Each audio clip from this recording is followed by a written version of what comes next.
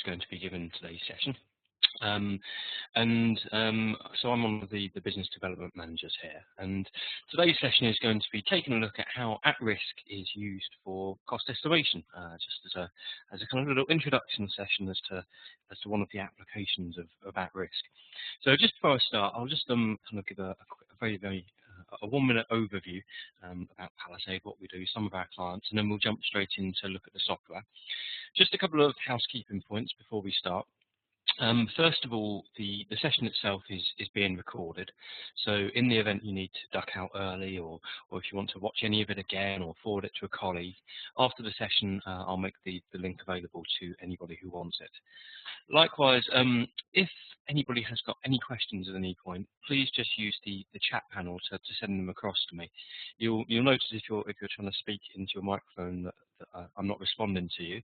That's because all participants are muted on these sessions, just so as to avoid any problems with phones ringing in the background, dogs barking, people talking, etc. So if you need anything, if you've got any questions, just use the chat panel, and I'll stop periodically and double check for any questions. Okay, so Palisade itself, just to kind of give you a sort of very short corporate overview, we've been going since 1984 now, which is a fairly long pedigree for a software company, and we're used quite extensively around the world. And I'm actually based in the London office myself, which looks after Europe, the Middle East, and Africa. What we do, we are essentially a software company. We make a number of tools for risk and decision analysis, and all of these tools add functions into Microsoft Excel that aren't there normally. So today what we're going to be really concentrating on is at-risk, specifically at-risk in a cost estimation and also risk register perspective. But then please be aware we also make some other tools as well. Now, if you're sitting on this call as a cost estimator, it's fair to say that not all of these tools are going to be relevant for what you do. There might be other people in your company who could use them, of course. But from a cost estimating perspective, at-risk is by far the most commonly used. Top Rank as well is a very useful tool in terms of being able to pre-screen models and to do some sensitivity analysis and find out what the key factors are in the model. But at-risk is really going to be the one we're concentrating on today. Just for the sake of completeness, stat tools and neural tools are both statistical analysis packages. Neural tools is what we call a neural network software used for predictive analysis. We have a couple of tools for optimization, Evolver and Risk Optimizer, and then we've got a tool for building decision trees in Excel called Precision Tree. In terms of some of the companies that we work with, I think that the statistic on the first page of this, or second page of this presentation, said 93% of the Fortune 100. I think that's now actually increased to 96% of the Fortune 100, and you can hopefully see some of the companies that we do business with. So in terms of our client list, we work with some of the world's largest companies, but we also work with some very small companies as well. It's quite common for people with just one or two people in a company, maybe a small consulting company, might also use the software as well. So the software is very scalable, and I think in terms of the actual industries who use the software, oil and gas is the largest vertical worldwide. But then insurance is also heavily featured. I think maybe mining in Africa, for example. But then manufacturing, healthcare, government, finance, banking. There's obviously a lot of different industries who all use the software. And if I just close down this Excel presentation, I'm going to these security alerts. That's interesting. What the software actually does is it actually adds some functions into Microsoft Excel. So you can probably see that I'm a bit flustered by getting the security alert here. I've been having some issues with my Internet Explorer. I've also just got a new computer as well, so I'm having fun learning my way around Excel 2013 too. And of course, if you're interested as to what I look like, that's me, and that's my daughter, handily blocked out by the security alert on the screen in the background there. So what the software does, it adds some functions into Microsoft Excel. And so if I click on at-risk and get it loaded up, what the software is doing is it's now loading some functions into Excel. So the software itself can be used in every version of Excel, I think from 2000 up to 2013 64-bit, which is what I'm running here. As I said, I've just got back from holiday to a new laptop with a new installation of Excel 2013 on it. It's fair to say that maybe not quite as comfortable in 2013 as I am in Excel 2010, but I'm sure, like everything, I'll get used to it. But this is what it looks like if you've not seen it before. It's kind of a little bit of a departure away from this, I think, nicer looking piece of software, and it looks like it's maybe optimized for tablets a little bit more, but that's a little bit of a digression. But so what the software has done, it's added some functions into Excel that aren't there normally, and so it's grouped them together in this toolbar up here. And the whole purpose about risk, or the idea behind it, is that it's a tool for what we call Monte Carlo simulation. Now, Monte Carlo simulation is about probability analysis, uncertainty analysis, quantitative risk analysis, whatever you want to call it. And the principle, the idea behind it, is that it allows us to take a static or deterministic Excel model, and instead of seeing maybe one or three scenarios, instead see many thousands or hundreds of thousands of scenarios, and also how likely they are to occur. So it gives us this different dimension to our models. So what I'm going to do, I'm just going to load up an example model. The security alert's gone. That's my daughter there in the background. I think the last time I gave one of these, she was eating a slice of pizza. So here she's looking at a stuffed giraffe instead. So let's load up my example model. Okay. So this is a very, very simple cost estimate example model. I appreciate that some of you on the call might be working with much larger models, where you might be working on a mega project with 20,000 line items rather than just 8. But the principles behind the software are exactly the same. Whatever you're using it for, in fact, whether you're using it for cost estimation, which is arguably the most common use of the tool, whether you're using it for NPV analysis, demand forecasting, sales forecasting, risk registers. There's lots and lots of different ways in which the software can be used. And the idea behind it is that it allows us to take a static model and turn it into a probabilistic model.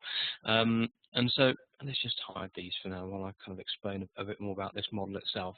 So this is a little cost estimate model which we put together, where we have 8 different cost elements, and then each of these has been given a base case cost. So this is where maybe the project manager or the cost estimators maybe stuck their finger in the air and plucked a number out, and determined that this is the likely cost for each of these different cost elements, ranging from 5 million for the cost of buildings down to 500,000 for vehicles. And so the total project cost here is 18.5 million. But of course, what this doesn't really give us is any idea about uncertainty.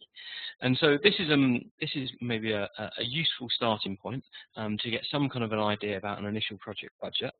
But of course, as I'm sure most people will know, costs aren't always quite so predictable as to be able to be forecasted exactly. And so the first thing some companies do is to use a 3-point estimate. So instead of having one value for each of these costs, instead we have 3 values. So we have a minimum, a most likely, and a maximum value. Now, just before I carry on, someone's just sent a little message across via chat saying that the teleconference is muted. So hopefully I've not just been talking to myself for the last 10 minutes. I'm just going to resend the little message that I sent before. And if someone could do me a quick favour and send me a little chat message saying you can hear me loud and clear. Okay, everyone else can hear me well. It's just an isolated case. So thank you all very much for your proactive chat messages. Okay, so here what we've got is we've now got some idea about the variability of these costs. So for each of them, we now have a minimum, a most likely, and a maximum. So I'm sure lots of you are familiar with the idea of a 3-point estimate. And so now we have a range of values. We're now accepting in our cost estimate model that there is some uncertainty about the costs. And so we have 3 values for each. But of course, there's still some issues with this approach. First of all, of course, this is only now showing 3 scenarios, which is of course better than just showing 1 scenario, but it doesn't really give us the whole picture. For example, is it more likely that our costs are going to be approaching the maximum up here, or is it more likely that they're going to undershoot and be down here? And this also doesn't really show us uh, many combinations, if you like. All this is doing is just totaling up all of the minimums and all of the maximums, but it doesn't really allow us to capture any interplay which might be a bit different. You know, it could be that some of the costs are low, some of the costs are high, and this isn't really showing us that. So it could be that our minimum and maximum are actually too wide. In fact, it's very likely, as we'll see when we run the simulation. And so what the idea behind that risk is that instead of having these fixed values, instead what we do is we have these probability distributions. So at risk is about using probability distributions, excuse me, to model uncertainty. And so what we do with at risk, the first thing is in any at-risk model, we identify where there is some uncertainty. And so we have some uncertainty around how much each of these elements are going to cost. And so here what we're going to do is we're going to put in some probability distributions to represent that uncertainty, rather than just seeing things in this static or deterministic world that Excel normally is. And so the first thing that we do is we click the Define Distributions button up here, and then we select the appropriate distribution for our costs. Now, some of you can probably hear there's someone drilling outside the window at the moment. Hopefully that won't last too long. So we select the most appropriate distribution. Now, this is a skill in itself. I'm just going to put the blind down. Hopefully that will maybe mask the sound a little bit. It's impossible to control environment entirely for these sessions, unfortunately. So we have lots of different distributions on here, and this is something which people sometimes struggle with a little bit to start off with. You know, if there's so many distributions, how do we know which is the right one? And that in itself is a reasonably long discussion and an introduction about what type of distribution is most appropriate. I think there's something like 74 different distributions in at-risk nowadays, and there's some fairly esoteric, weird and wonderful ones. And I'm sure that quite a few of you on this call at the moment, particularly if you've not used the software before, are starting to get a bit panicked about the overly statistical nature of this, and maybe statistics isn't your forte. It's fair to say statistics is not my forte either. I did an A-level at school many years ago, and my kind of knowledge of the statistics is really kind of is pretty low compared to some people. But the software itself is actually a very pragmatic tool, and once you kind of become more familiar with it, particularly if you maybe go on one of our training courses, which I'll probably talk about in a bit more detail at the end, the more you use it, the more you kind of start to understand how these all work. And so from a cost estimation perspective, typically clients tend to use either a PERT or a triangle distribution, which I'll show in a moment, because they also require like a 3-point estimate. But sometimes people use log normal distributions, sometimes uniform distributions as well. But certainly it's very rare to find anyone going beyond this tab, this common tab here for any kind of cost estimation model. And as we go through, I'll touch a little bit on the different types of distribution. For now, what I'm going to do is I'm going to use a PERT distribution. Someone just requested a triangle distribution, but I'm going to use a PERT one instead. And so what we have here is this is a PERT distribution. This is what it looks like. So probability distributions are all about the shape. So the shape of the distribution in turn controls the samples that we get and how our model behaves. And so these are the things up here. This is where we input the parameters for our distribution. So at the moment, we just have a minimum of -10, a most likely of 0, and then a maximum of 10. What I'm going to do, instead of that, I'm going to link this distribution to these cells here. And so I'm going to use these cells to parameterize my distribution. And so in turn, I'm then going to have a distribution for the cost of land.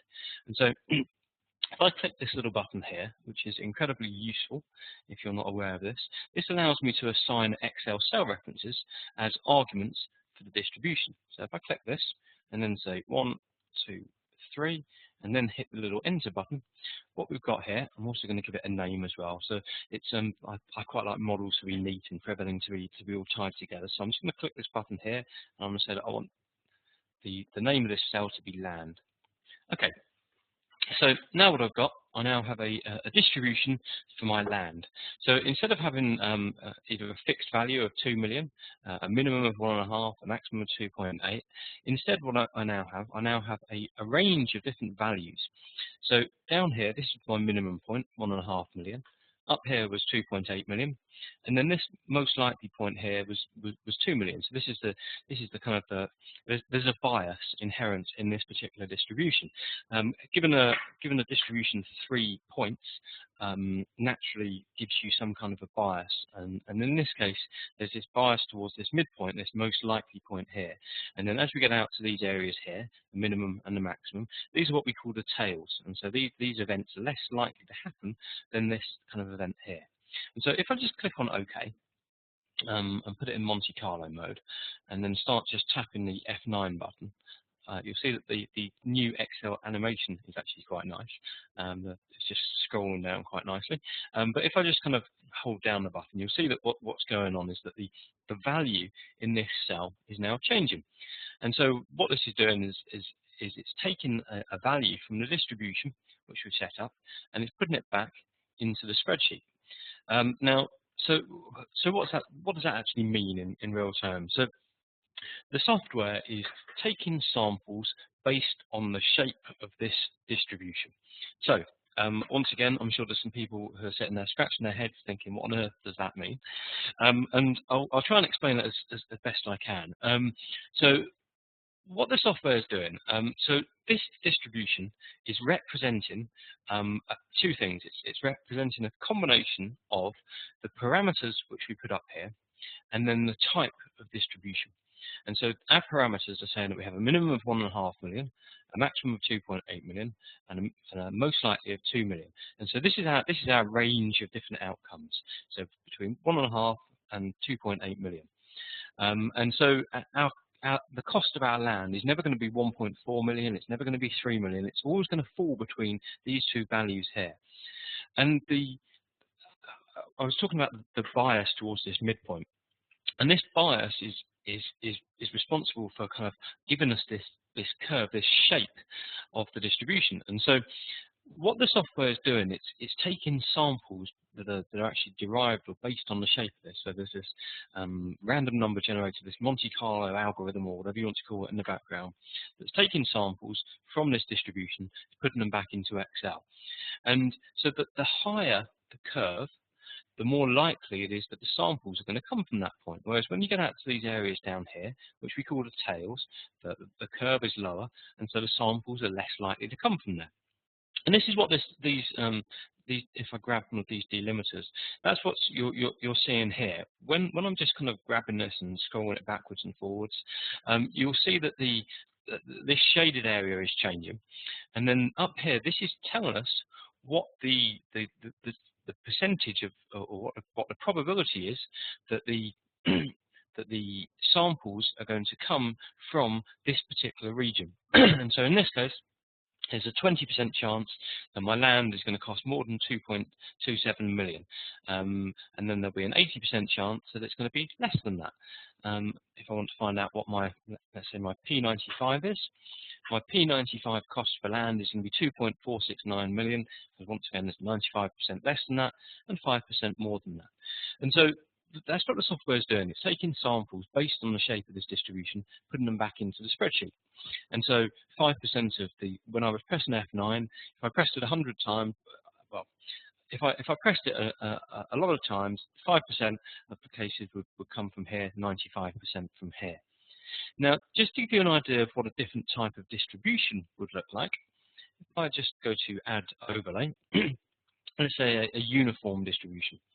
So a uniform distribution is a distribution where instead of needing 3 parameters, instead we only need 2 parameters. And in this case, we're using a minimum and a maximum. So here we have the same minimum down here, 1.5 million. Here we have the same maximum, 2.8 million. But that's all the information we have. And so whereas with the PERT we get this curve which is caused by this most likely value being taken here, because there's no bias on a uniform distribution, our samples are just as likely to come from here as they are from here, as they are from here, as they are from here. And you can see that that's reflected up here in the percentage values. If you compare down here we've got the P5 and the P95 of the distribution up here. You can see that kind of that looks differently with our uniform distribution. So let's clear the overlay off and click on OK. I think I've got a couple of questions down here. Someone's asking about where the integrated voice conference is. So let me just send a very quick message. I think it's under the communicate button. I'm not actually sure. Hopefully it is. Okay, so what I'm now going to do, I'm now going to put in a distribution for each of these different cost elements. So one of the beauties about at risk is that because it's this integrated into Excel, it means that we can use all of the standard Excel functionality and functions in conjunction with at risk. So rather than needing to go through each of these and click on define distributions and go through that process again, instead, if I want to, I can just grab that, drag them down, and I now have a distribution for each of my different cost elements based on these three values here, and then they've all been given the name of the values here. So now for each of my cost values, if I now click on the F9 button, you can see that each of them are changing, and we're having this number of different views or scenarios which could happen. And so what I'm now going to do, I'm just going to add them all up. And so now I have a total project cost, and I'm going to select this as my output for my simulation. So when I click on OK, this is now risk output. And so what this allows me to do, this allows me really to keep a track of what's going on in this particular cell when I run a simulation. So what's a simulation? Well, when I was pressing F9, what I'm doing, that's what we call one iteration. And so an iteration is one of those samples from each of these distributions being put back into the spreadsheet. And the simulation is nothing more than a number of these iterations all being run consecutively, and then the numbers being fed back into the spreadsheet. And so what I'm going to do, I'm actually going to use that risk to run 1,000 iterations. No, let's give it 10,000 iterations. Instead, I'm going to put it in demonstration mode, so it's going to run a little bit slowly. But when I click on Start Simulation, oops, what I'm actually going to do is I'm actually going to put it in the correct cell. Let me just stop that a moment, and then go down here so you can actually see what's going on with it. So when I click Start Simulation, you'll see that in the background all of the numbers are changing. So that's at risk, taking those samples, putting them back into the spreadsheet. And then what it's doing, it's actually using them to build up this histogram here. And so this histogram, this is showing, this is really a way of showing lots and lots of samples rather than just one scenario. And so we around 10,000 iterations, so we've got 10,000 different scenarios, and this is what at risk is telling us happened over the course of those 10,000 scenarios. So we have this range of values along the x-axis, from a minimum of 15.9 and a maximum of 22.7. So this is now showing us two things. It's showing us what the range of values are, and it's also showing us how likely any of these values are to occur, or a spread of values.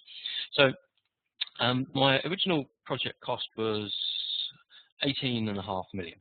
So if I go in here and I say 18,500, we can see that actually there's only a 26% chance of this project being delivered under budget, and there's a 73.5% chance that our costs are actually going to exceed the original cost estimate.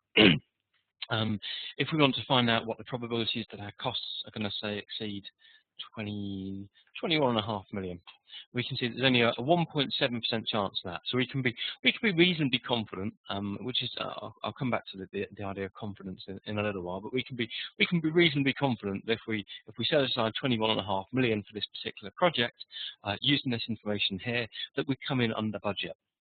So this histogram is showing us those 10,000 scenarios. Now, cost estimators sometimes don't like histograms, and so we've also got in here, so this is the results window. If I just click this little button and say cumulative ascending, This is otherwise known as an S-curve. And so this is a different way of representing exactly the same information. So there's still a 26.5% chance that my project is going to come in under the original cost estimate of 18.5 million. But what this curve is now showing us is the cumulative probability of particular events. So if we go to say, actually let's put in 20% there. Okay, so the point at which these things here, which we call the delimiters, bisect this curve, then gives us what the probability is of our costs being equal to or less than that. And so here we've got 20%, and so the point at which this delimiter here is crossing this curve. If we then go across to the x-axis, we can see that that's 0.8, and so that means 80%. So between 0 and 100%, and so there's an 80% probability that our cost is going to be equal to or less than 20.027 million. So you've got the different ways of displaying the information, and so in the most, I suppose, in the most basic sense, that's what at risk is doing. That's where we're taking a model, we're adding some uncertainty to it in the form of these probability distributions, and we're running a simulation, and then we're looking at the results, and we're then using the results to then make some decisions or make some more informed decisions. But of course, there's quite a lot more that we can do with the software besides that, and so I'm just going to focus on some of the cost estimation specific things. There's lots of things that other things that the software can do that maybe aren't necessarily quite so relevant. So I'm just going to, in the interest of brevity and managing to squeeze in as much as possible, I'm just going to concentrate on the cost estimation things. Okay, so let's just have a look. So I've got a couple of questions which I'm just going to deal with. How can we specify that the maximum minimum are the P5 and P95 rather than the absolute maximum and minimum? I'm going to come back to that in a short while, Fraser, a very short while actually. Then someone else has asked that the range between the minimum max 15.9 and 22.8 is actually smaller than the original kind of cost estimate model out here, and that's very, very true. And so one of the things that the software gives you is the ability to be more confident in estimates.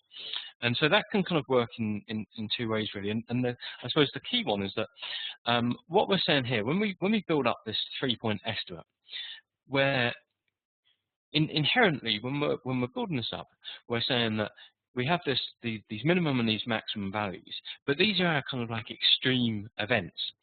And so these are events which are less likely to be happening than the ones around the most likely point. And so from a statistical perspective, each of these events are unlikely in and of themselves. And so the probability of two of them occurring at the same time is incredibly low. 3, 4, 5, in terms of the probability of each of these events all happening at the high or low end of things is incredibly low. And so when you use a 3-point estimate, this gives some companies a tendency to either overstate their costs, and so maybe if you're proposing a bid for a contract, to be on the safe side, you might put your project cost in at the high end of things, and be undercut by a competitor who runs some analysis. So that's kind of that's the key reason why these values here tend to be a wider range than the values we get when we browse through the results. Now, someone else who I happened to meet a couple of days ago asked about what if we haven't got a minimum and a maximum? What if we want to maybe use our P5 and P95? And so that's easily done. So I'm just going to change my model here a little bit. I'm just going to say that this is now my P95. And so actually, let's say this is my P5 and then this is my P50. So obviously these are just tags in Excel, so these aren't affecting the model in any way. But what I'm going to do, instead of having a regular distribution in here, instead we can use these things which we call alternate parameters. And so if I go to alternate parameters down here.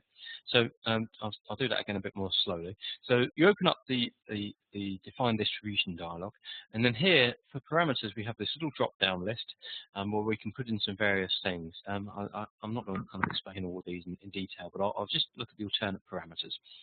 And so what these alternate parameters allow us to do is, instead of using a minimum, a most likely, and a maximum, instead I'm just for this distribution, I'm going to have a P5, a P50, and a P95.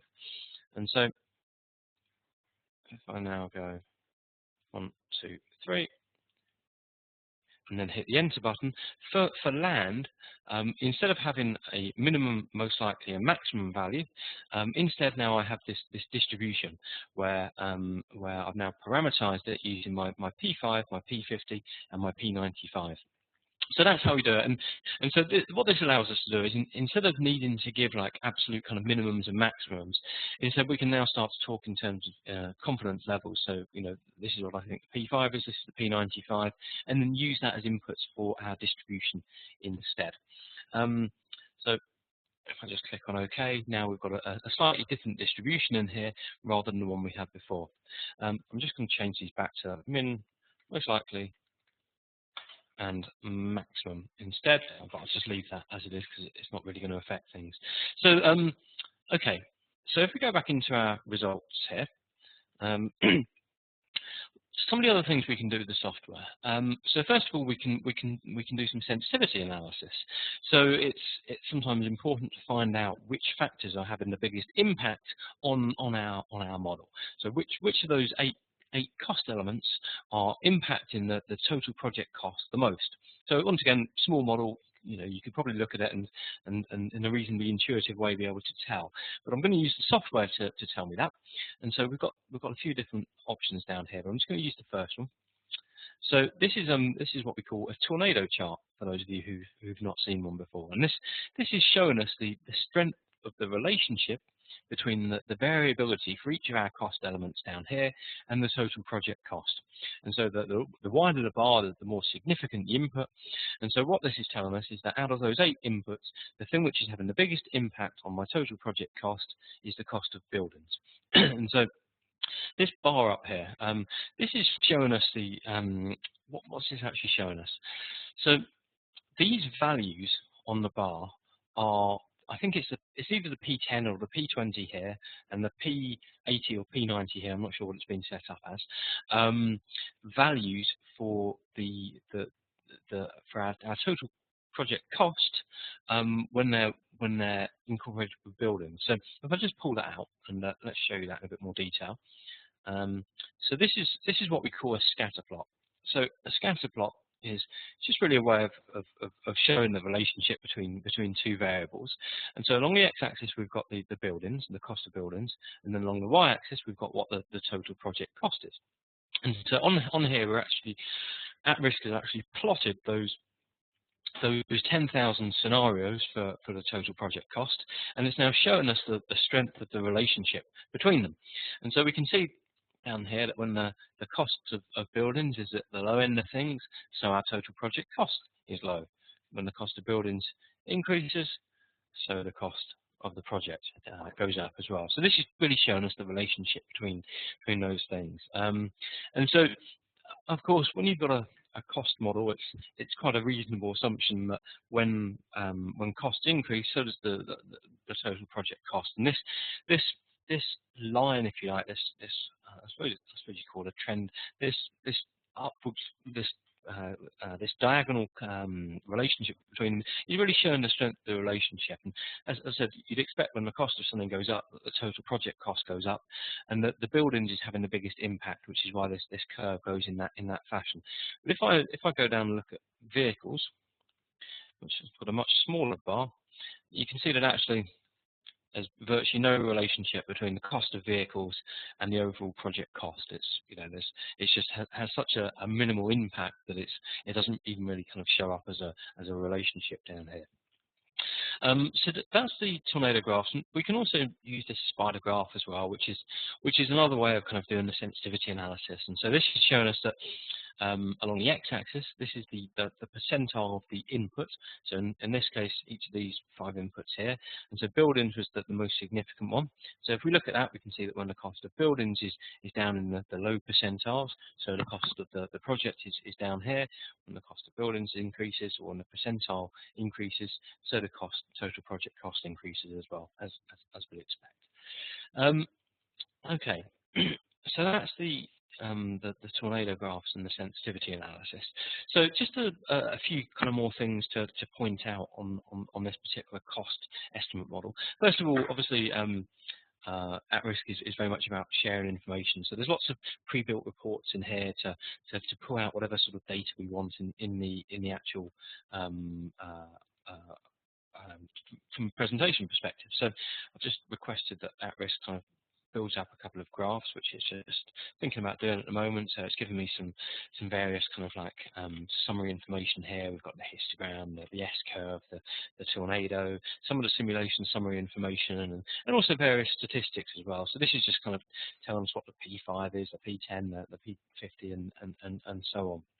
And I also requested the data as well. So here we've got all 10,000 of those samples, and so if we wanted to, we could do some further analysis on each of those. I think I've also got built into here a few little graphs as well. This is using something called a risk results graph. This is just a way of being able to embed results in your model without needing to do it manually. So it's just a function called the risk results graph, which is somewhere down here. Miscellaneous results graph, and I've just pulled out a few different graphs and built them into the model down here. Okay, so moving on. At risk is about trying to capture uncertainty in a future scenario or model or forecast or whatever you want to call it. And so one of the key things that we need to bear in mind is that we need to make sure that if there's a relationship between our inputs, that's also reflected in our model. And so to do this, there's a couple of ways of doing it. Of course, if it's a fairly linear relationship, then you could maybe just use an if statement in Excel. You know, if this is cost of this is high, then this is high or whatever. But when we run a simulation, the relationship is sometimes a little bit more fuzzy than that, and so we would typically use the correlations option. And so I'm just going to build in a little correlation so I can kind of hopefully explain what I mean. So what I'm going to do, I'm going to say that I want there to be a relationship between a couple of my inputs. And so I'm actually going to say that I want there to be a relationship between, I don't know, buildings and raw materials. So when I click on OK, I'm going to use the scatter plots down here. And so this is now allowing me to build up a correlation matrix. Of course, if we've already done some analysis, we could type in the correlation coefficient down here.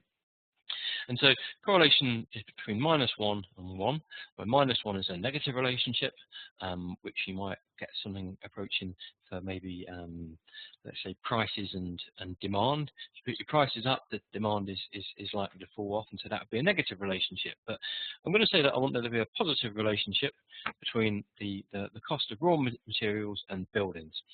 And so when I click on OK, I'm going to select a location for the matrix down here.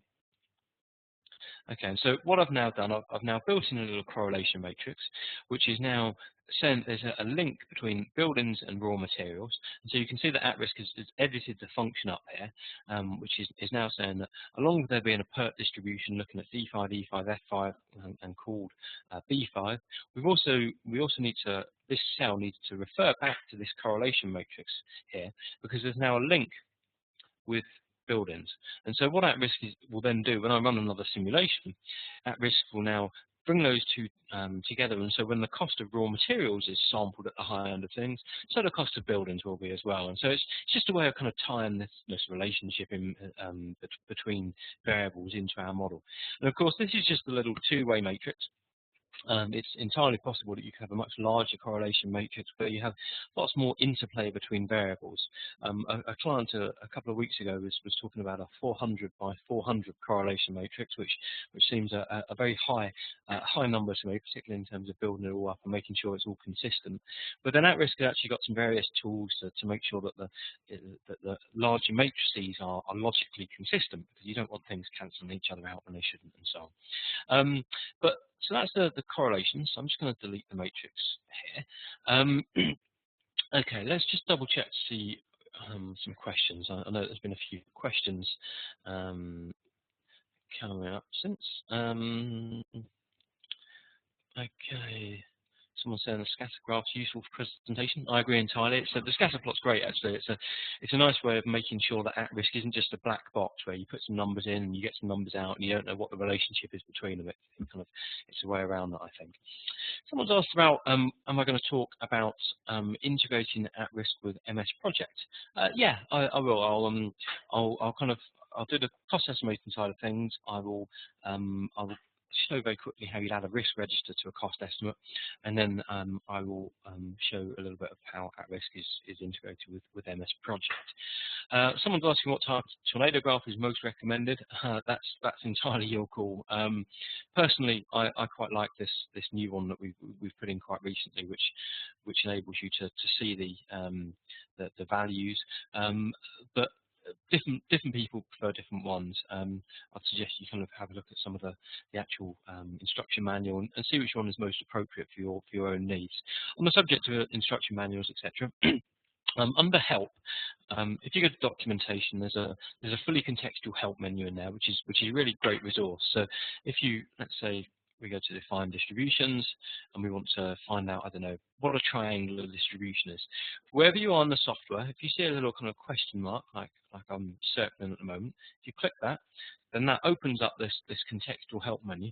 And so now this is telling me about a triangular distribution. It's giving me a description of it, some examples, the parameters, and then for those of you who like to look at formula, you've also got the various formula and functions down here and some more information about it. So that's the first thing. If you also click on here and go to manual, that will just download a copy of the manual from our website. We used to put it in the software, but then it kind of increases the download file that's required. So you just need to click on it here and download it, and then you can save that on your hard drive. There's also some example spreadsheets in here. So these are just some spreadsheets to help you get started. I think there's a couple of cost estimate ones in there. There's risk registers and so on. So they're quite useful if you've not used the software before. While I'm on that, a little digression. If you've not used the software before, then there's quite a lot of resources on the website to help you get started. I think our website's fantastic. There's loads and loads and loads of information on here. Sometimes actually there's possibly too much information for people to look through. But if I just point out a couple of things. So under training and events, if you go to videos, there's this whole load of different types of videos on here. You've got quick start tutorials, guided tours. You've got some experts talking about how they build up particular models. You've got a webcast archive. So much like this webcast I'm giving at the moment, which I'm recording. At some point, it's going to end up in our webcast archive, if I can actually do this competently enough. So here we've got this large archive of webcasts which have been given either by Palisade staff, such as myself, or clients talking about how to use at risk. So we've got lots of different webcasts in here. There's some quite interesting cost estimation models as well. I think there's one from NASA talking about how they use the software from a cost and scheduling perspective, and some quite interesting ones in here. So do look at that if you get the chance, and also the tutorial videos are very useful as well. Okay, so what was I talking about in here? Okay, so a couple of other things to point out then. So first of all, we can there's a quite a neat little feature in at-risk called the stress analysis. So it's a reasonably common thing as analysts to be asked, what happens if our revenues are lower than expected? What happens if our costs are higher than expected? What does that then do to our overall simulation? And we can use at-risk's stress analysis feature to analyze this. So if I just click stress analysis, I'll just delete the one that's in there. And what I'm going to do, I'm going to look at cell G12, which is the cell that I want to monitor, and I'm going to add in some things that I want to stress. And so I'm just going to, let's say buildings. Buildings was the thing which was having the biggest impact on the overall project cost. And so what I'm going to do, I'm going to see what happens when the cost of buildings is in maybe the top 10%. We can stress low values, high values, custom ranges, whatever we want to do. But what I'm going to do, I'm just going to use that risk to tell me what happens when the cost of my buildings is at the higher end of things. So if let's just double check what I want to do. Let's put, yep, that's fine. If I click analyze, what that risk is now going to do, it's now going to run 2 simulations rather than 1. So it's going to run my baseline simulation. Wait for that to finish. Okay. So this is my baseline simulation, as it says up here. So this is what my total project cost was when everything performed as expected. So we've got a 27% chance that the cost is going to come in under budget. I'm going to come back to why this is slightly different to last time in a short while. But if I go to summary and go to here, this is my stressed model. So in the event that my buildings are at the high end of things, this is what it does to my overall project cost. And you can see that, so the red curve is the baseline, and then this blue curve here is what happens when the cost of buildings is in the top 10% of cases. So you can see that the curves have shifted across to the right, and so whereas my P5 for my original baseline project cost was 21 million, I want to find out what the P5 is. Oops, here we can see that jumps up to just over 22 million. So it's a really useful and elegant way of being able to show very, very quickly what happens in the event that some of the costs are higher than expected or lower than expected. And you can stress as many costs as you want, so you don't just have to do just one cost. You can pick a few out and do the analysis. So that's the stress analysis. I'll just very, very quickly talk about why the values are different. So under here we've got the simulation settings. This is where we can control lots of the things that we do with the software. I'll just pick this one thing out, and then I'll move on to the risk register side of things. What we can do is we can make sure that we fix the seed. So what the software is doing is taking samples based on random numbers, and so if we want the results to be the same each time we run a simulation, we just need to make sure that we fix the seed here, and so the starting point of the random numbers generation is the same each time we run the model. Okay.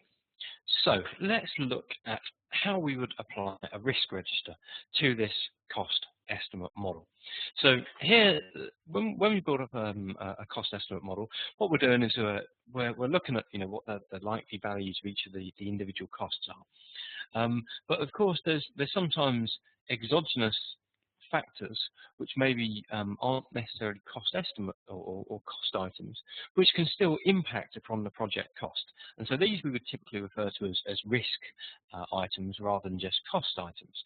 And so down here, what we've done, we've just identified a number of different things which could in some way impact upon the cost of this particular project. So here we've got 4 different risks which can happen. We're saying we've got an earthquake, bad weather delays, worker strike, and terrorist attack. And so if any of these events happen, then they're going to add money to or they're going to add have an impact to the total project cost. And so what we've done here, we've just said that for each of these events, we've got a value as to the severity. So an earthquake, we don't know how much it's going to cost. It could cost 5,000, which is this point here on this particular type of distribution. But then there's a whole, the severity of the earthquake could vary considerably, and so we have this distribution to represent that. Likewise, the bad weather delays. 1-day weather delay is quite different to a 4-day weather delay, and so we have a distribution for that as well. So for each of these, we have a distribution as to how much each of these is going to cost us. And so typically what companies do, or what a lot of companies do, is that the risk register is looked at in a deterministic sense. And so a risk register really has two components. We have the severity, so what the impact is going to be if it happens, how bad is it going to be, what's it going to cost us. But then we also need to look at the likelihood, so what the probability is that any of these events are going to occur, and also the frequency as well. And so here what we've got, for each of them, we've given a percentage as to how much each of these particular cost elements cost. Each of these risk elements is how likely it is that it's going to happen. So there's a 10% chance of an earthquake, which seems quite high, 35% chance of bad weather delays, which seems quite low, particularly if you're in the UK at the moment, 15% chance of a worker strike, pretty poor industrial relations there, and a 5% chance of terrorist attack. This personally is not a project that I would want to work on myself, but hopefully it'll give you some ideas about how a risk register is built up. And so typically, as I said, companies would maybe look at this in a deterministic sense and would just multiply the severity by the likelihood to get this average risk here.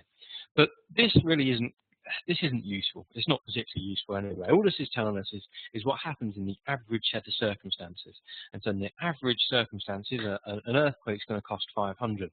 But of course, if it's in that year where actually the earthquake happens, it's not going to cost 500. It's going to cost 5 million or whatever the distribution is here behind it. And so this isn't really giving us usable information. And so what we're going to do with that risk, we're going to simulate not only the actual severity, we're also going to simulate the likelihood of it occurring. And so in here, I'm going to put in some distributions.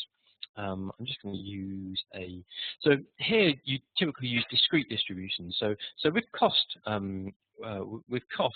you typically use a continuous distribution. So a continuous distribution is one where you have a minimum point, a maximum point, and then the software will take any values in between that. Whereas a discrete distribution is one which we would use to model discrete events. So let's use a Bernoulli distribution to start off with, or a binomial. It doesn't really matter which one we use. But if so, an example of a risk event.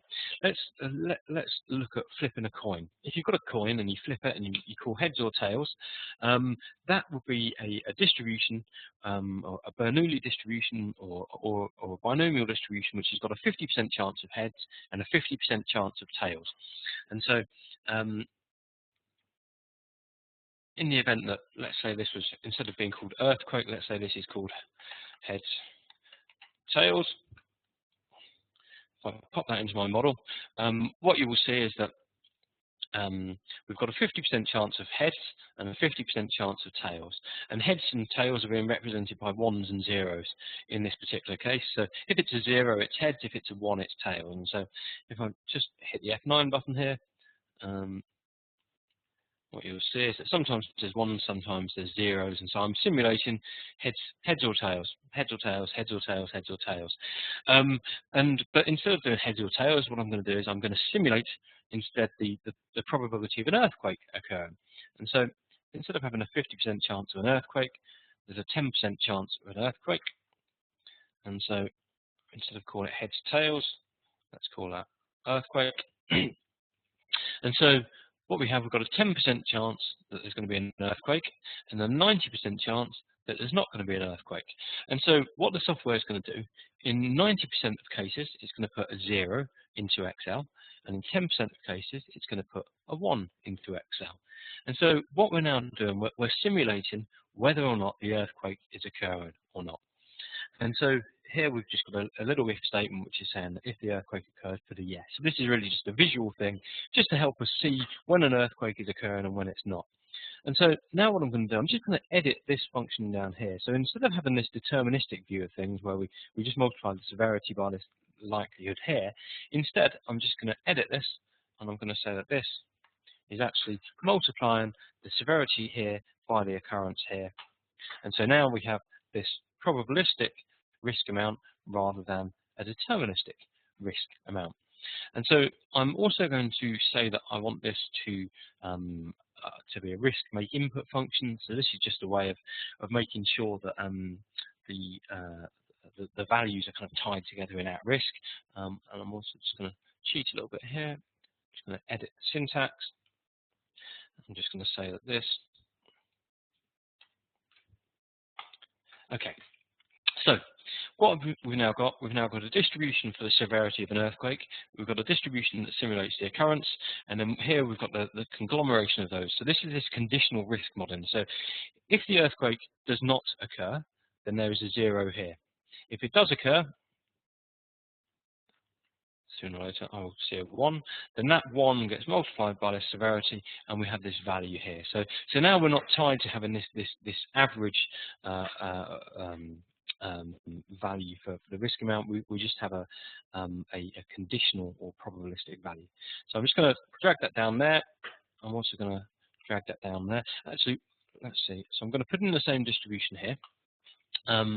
But for this one, instead of having a binomial or Bernoulli distribution, instead I'm going to say that actually bad weather delays can happen more regularly. And so here now I'm just going to simulate that. So we can have no weather delays, we can have 1 weather delay, we can have 2 weather delays, and so on out here as well. So now what's going on here? Did I actually put that in there? No, I forgot to hit the enter button. So at risk 101 basics. After you've input your distribution, make sure that you then click on the OK button to then enter that into your model. So for this particular one now, sometimes it's 1s.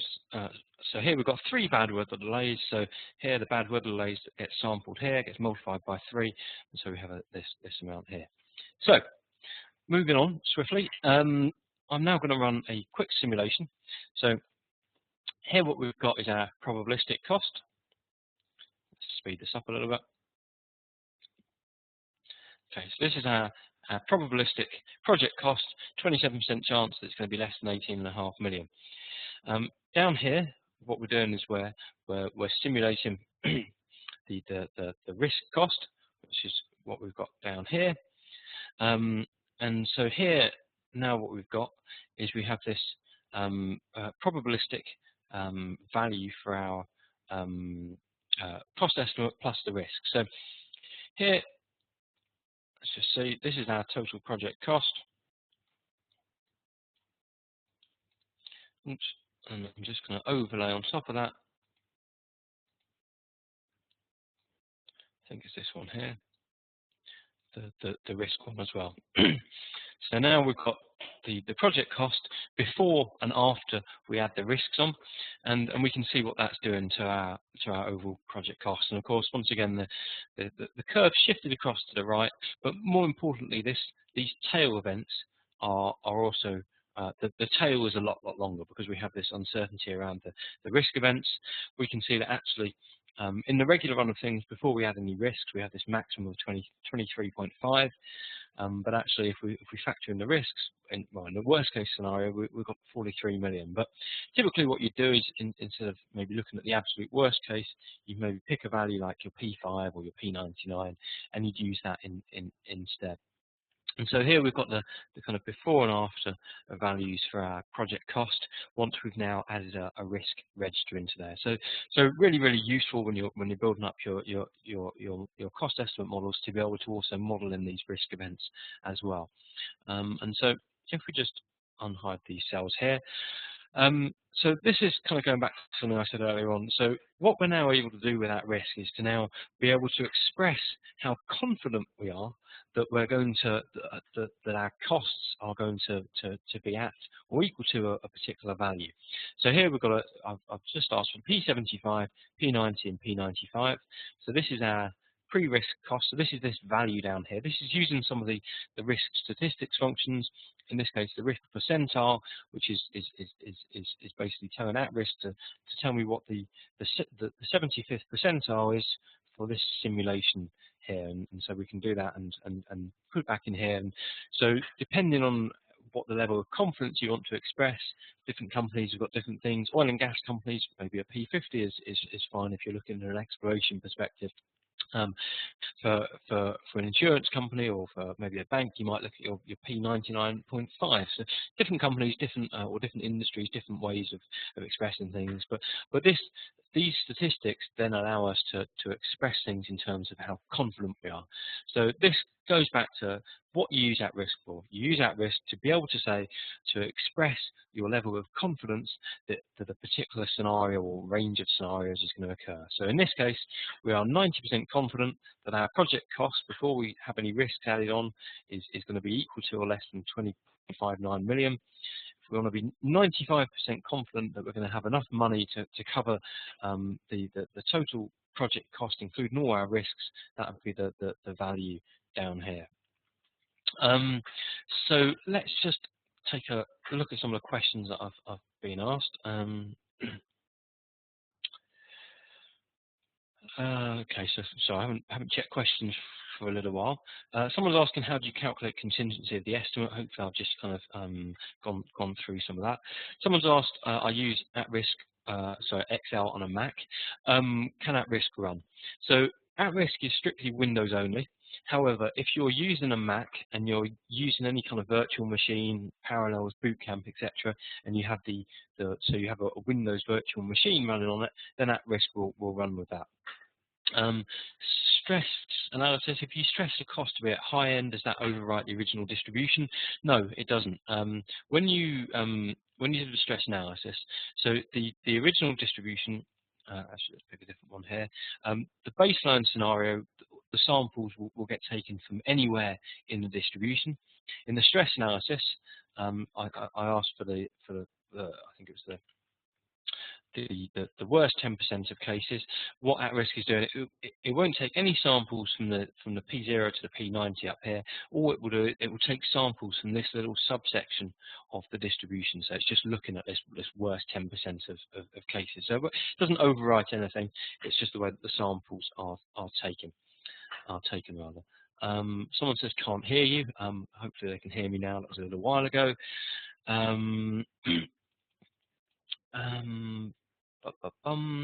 do you come to the risk cost contingency amount? So that was just using these statistics functions. So as I said, at-risk has got lots of these statistics functions. So under insert function, simulation results, you have all these different things which basically allow you to track what happens over the course of a simulation. So just like Excel has got various functions, average, standard deviation, etc., which look at a set of data. At-risk has got those in here as well, but they look at the whole simulation rather than just one value like the values in Excel do. Someone else has asked, is this risk register model available on the website? This particular model is actually one that I there's a basic version of this, the cost estimate side of things, as an example model, but I kind of put this together myself just kind of from a demonstration perspective. So anybody who wants this model, I'm very happy to send it out to you along with a link to download this. So if anybody wants me to send them a copy of this model after the presentation, I'm just going to send around my email address. No, in fact, let's send around my email address and also send it around correctly. It's theoldfield@palisade.com. Ping me an email and just ask me if I can send it across to you. Please don't say in the chat now, please send me the model, because I will forget. So make sure that you send me an email requesting the model and I'll send it across. Someone else says, can you review the formula in cells G15 to G18? Is it just a multiplication? Yes, it is. So the function's a little bit longer. So what it's saying is that we're multiplying together cells C16 and E16 here. So this one and this one. We've given it a name of B16, which is this bad weather delays. And then what we're doing with this risk make input is we're just telling at-risk that rather than viewing these separately, we're going to view them as one particular input. And the reason we're doing this is so that when we then run when we look at the tornado analysis down here, those are joined together. So actually now we can see that the thing which is having the biggest impact on our project cost is actually whether or not an earthquake happens rather than buildings. And so by using the risk make input, all that's doing is then telling at risk to look at these values here for the tornado graph rather than this and this. So it just allows us to put them together, because otherwise what you would have in a risk register is, instead of showing the combined values, that whether or not they occur or not would always be the key factors in a tornado graph. So the risk making input just allows you to overcome that. Okay, good. Questions all done on hopefully all dealt with in a satisfactory manner. Oh, actually, no, there was one other question down here. I guess you could turn this around to apply calculating returns on an investment portfolio. Do you have any documentation on how at risk can be used for this purpose? Obviously, this is really a look at a cost estimation example for at risk, but there's lots and lots of examples on our website, and there's lots of case studies on our website. So if you want to have a look at some of the case studies, we've got lots of different ones on here from different customers, etc., talking about how they use at risk. And so I'm sure there's a couple of investment ones on there.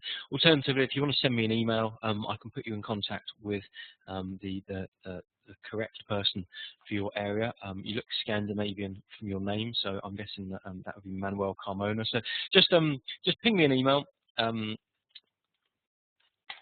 And let me know, and I'll put you in touch with the appropriate person. Okay, back into at risk. Okay, so that's really what I wanted to show for the cost estimate model here. So someone earlier on asked about the integration with Microsoft Project, and so I'm just going to show you that as well very quickly. I know that this was supposed to last for an hour. I'm aware that I've overrun slightly. I'll just spend another 10 minutes or so showing the MS project. Of course, if you need to go, if you've got other meetings to go to, etc., send me an email and I'll send you a link to the recording so you can obviously come back and watch this a bit later on. But I'm just going to close down my model there, and I'm going to load up one of the example spreadsheets. Now, hopefully this will work okay. I was playing around with this model the other day, and when I tried to load it up, I had some issues with it. Hopefully it's all going to work okay and be linked in properly. Let's just see. Okay, fingers crossed. So in the past, we've always had two versions of at risk. We've had a version for Microsoft Project, and then we've had a version for Microsoft Excel. And so with the project version, you used to have to apply uncertainties to your durations, your cost, and so on. But the issue with that is that project isn't really an ideal tool for doing any kind of risk analysis. It's a good tool for project management, for doing your schedule analysis, etc., and getting your Gantt charts out. But it's not really designed for any kind of meaningful modeling. It's really a database, glorified database with a scheduling engine attached to it. And so what we've done with At-Risk 6 is we've basically given the ability to go into a Microsoft project schedule and to import that file into Excel. And so that's what we've got here. We've got a Microsoft project schedule from here that's then been read and put into Excel instead. And so the Gantt chart's been basically copied across into Excel. All of the dependencies have been copied across here. You can see the start, finish dependencies and so on. And so this is now our project schedule, but now we're seeing it in Excel rather than in Microsoft Project. And so now what we can do, we can apply some distributions. So just as we had some distributions for our costs, we can also now start to put in some distributions for our time. So now we have this probabilistic view rather than the deterministic view. And so if I put on Monte Carlo mode and start hitting the F9 button a little bit, you can see now that what's happening is the actual project schedule is starting to change instead. So now instead of having a deterministic view on the length of time that tasks are taking, and indeed the costs as well in here, now instead we have this probabilistic view on things. And so this particular model, if I just run a quick simulation, whereabouts are we? What I'm going to do, so this is we've got a finish date for this particular project that's been determined as been the 2nd of December. I'm going to run a quick simulation, and so what the software is now doing. So there's this dynamic link between project and Excel. So what at-risk is now doing, it's now sending the samples for our uncertainty around durations. I think there's also some uncertainty around the cost in here as well, back to Microsoft Project. And then Microsoft Project is now recalculating the schedule for each of those. Now, it's running a little bit slowly because of the way I've got my computer set up on here at the moment. You know, largely the model, the slower the simulation time tends to be. But what at-risk is actually doing, it's sending all of the samples back to Project. Microsoft Project is then recalculating this particular schedule here, and then it's sending them all back to at-risk. And so what we're going to see once the simulation's finished is we're then going to see a distribution for our finish date rather than just seeing a fixed finish date. So let's just wait for it to finish. Okay. So now we have a probabilistic finish date for our project instead of a deterministic one. So now we have the range, so we can see what the probabilities we're going to finish the project before the end of the year, etc. We can kind of grab that and have a look. We've also got in here the costs as well, and so I suppose one of the key things you might want to ask if you're a project manager is what the probability is that our project is going to finish on time and under budget. So we can do that here. So this is obviously this is the scheduling side of things. But what I'm going to do, I'm just going to click this little button here. Whereabouts are we? And I'm going to use this and where's the other one? This and this in a scatter plot. Okay. So I'm just running this. So I think I just clicked the wrong button. I'm very much kind of Microsoft Project 2013 is not my favourite. It's fair to say. So let's just stop this here. Okay. So the idea behind this is that we can then see what the probability is that our project is going to finish on time and under budget. And so I just ran a few simulations here just to save a bit of time. But we can now, along here we've got the cost, here we've got the finish date, and so let's see if we take an arbitrary finish date for this particular project of say the 18th of October 2012, and then the observant amongst you will notice that that's already been and gone, but the dates in the model haven't been updated. And so if we pick an arbitrary value of, let's say, 3.5 million for the total project cost and a finish date of the 18th of October, we can see that there's a 40% chance that we're going to finish on time and under budget, and a 60% chance of more. Typically, you'd have a lot more values here, but we haven't really got time to run into those at the moment.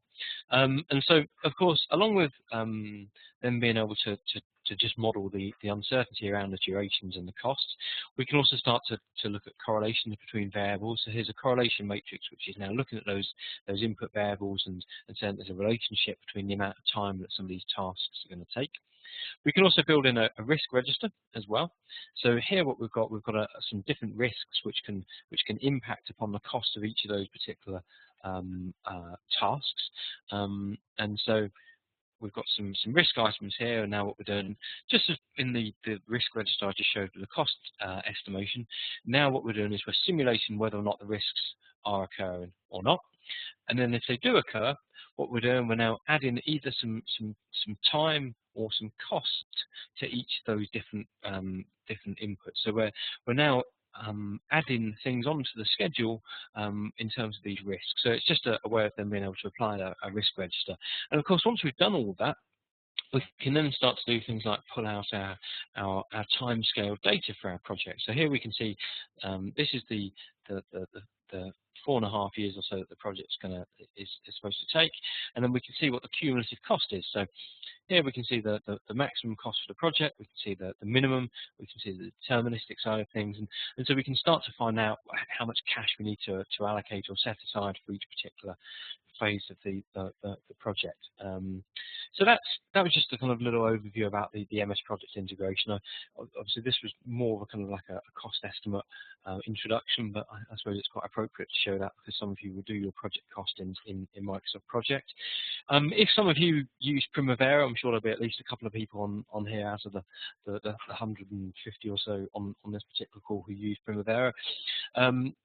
Primavera's got a tool for doing this called PertMaster, but you can of course just export from Primavera to a project schedule and then do the analysis in project, which means you can do it in at risk. Okay, so I think that kind of brings us pretty much to the end of everything that I wanted to talk about. Just one more thing that I want to crowbar in. If you're based in Europe in particular, it's probably most appropriate. We do these risk analysis conferences, these events which we run kind of worldwide, which basically get together lots of users of the software, talking about giving case studies on how they use the tools, and also about Palisade staff talking about the tools as well. So we just recently did one in Joburg, but we've got an event coming up in London and then one in Frankfurt. So the London event's June 11th, Frankfurt event is June the 13th. If you want to find out more about how the software is used, then try and get yourself along to one of these events. I think they're £75 each to attend, and it's a really, really good day out. Basically, it's we have a number of different presentations. So we have quite a lot of different case studies from different companies, Alcro, Deloitte, KPMG, all talking about how to use that risk. And then also lots of Palisade ones. So we've got an introduction to project risk management, we've got another introduction to cost estimation and risk register, and so on by Palisade staff. Then there's lunch and there's a networking reception afterwards. So it's a really kind of good day out if you can attend. So that's on June 11th for London, June the 13th for Frankfurt. Okay, so someone's asked what's the difference between Primavera and at risk. Well, Primavera is really a risk management system, project risk management system, or project management system, which allows you to put in all these things. Primavera is like MS Project, like maybe a bigger, more complicated version of Project is maybe how I describe it. As I said before, if anybody has got any questions, please, you can always just send me an email after the event to theoldfield@palisade.com, which I've just sent round to you all. If you want a copy of the presentation afterwards, as I said, I've recorded this session, so it will be available afterwards if you want to watch it again. Likewise, if you want me to send you a copy of the example model that I used, I'm very, very happy to do that. Okay, so it doesn't look like there's any more questions, so I'd like to thank you all very much for your time. I hope that you all found the session interesting and enjoyable, and that we'll see you at one of our events soon. As I said, anything else that you need, please just send me an email. So thank you all very much, and goodbye.